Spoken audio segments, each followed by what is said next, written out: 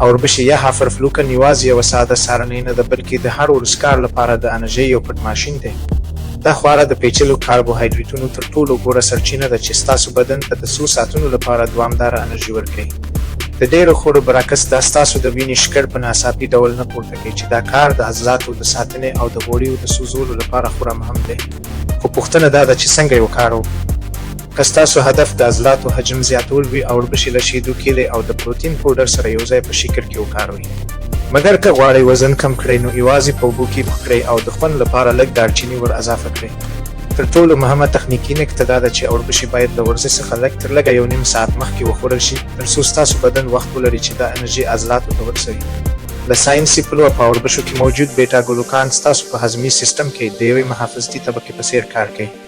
دا کار د زړه روغتیا ته ګټه رسوي او د خراب کولېسترول کچه راټیټوي.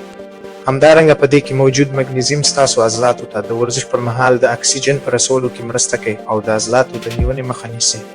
که غواړئ خپل فتنس بل لیول ته ورسوئ، اوربشې په خپل ورځني غذایي رژیم کې شامل کړئ.